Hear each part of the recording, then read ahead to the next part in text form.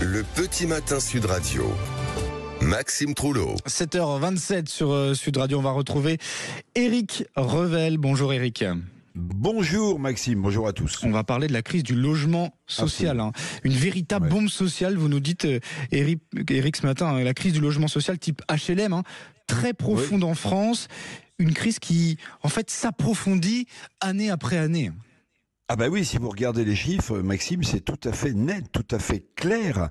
On est maintenant à 2 700 000 ménages qui sont en attente dans notre pays d'un logement social.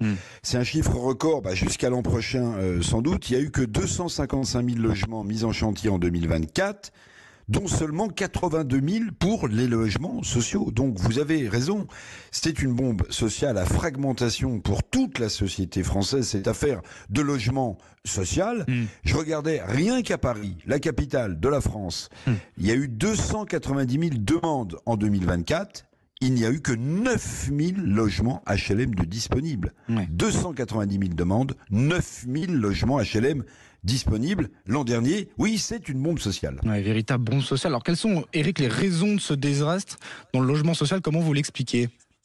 Alors, c'est multifactoriel, mais je vais essayer de vous faire comprendre une petite chose. Vous vous souvenez de la hausse des taux d'intérêt à partir de 2022, il y a 3 ans maintenant. Cette hausse des taux d'intérêt n'a, la plupart du temps, pas permis aux locataires de devenir propriétaires. Du coup, ils n'ont pas libéré leur location pour ceux qui voulaient accéder à la propriété. Et en ne libérant pas leur location, ils ont provoqué ce que j'appellerais une embolie sur le marché locatif privé. Et donc,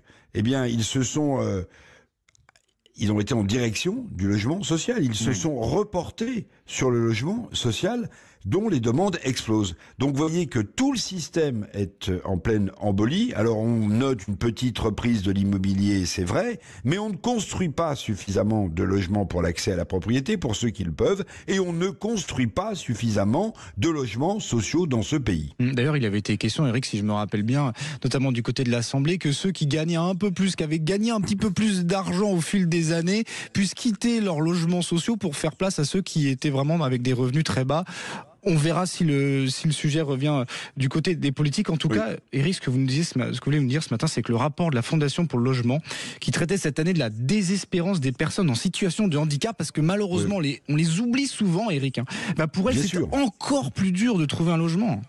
Oui, c'est encore plus dur que pour trouver un logement. Un petit mot sur ceux qui gagnent un peu plus et qui devraient quitter leur logement social, Maxime, parce que il y a l'application de surloyer normalement. Mais la difficulté, c'est qu'on a tellement de mal à se loger qu'en général, même lorsque les enfants sont partis, que vous avez un logement social, vous restez dans ce logement social parce que vous n'avez pas les moyens de vous loger ailleurs. Alors, sur le rapport annuel, le 30e de la Fondation pour le logement, qui attirait notre attention sur la situation désastreuse des personnes en situation de handicap, oui, vous l'imaginez, pour ces personnes-là, trouver un logement est un véritable parcours du combattant.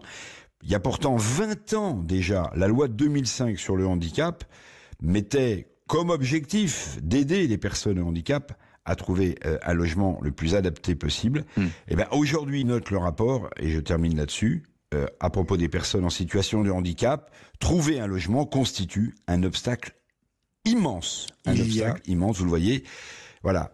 Il y a urgence, Éric. Il y a urgence véritablement sur cette question du logement social. Ça nous concerne. Merci beaucoup, Éric Revel. 7h30 sur Sud Radio. Tout de suite, on va retrouver Rémi André pour la météo.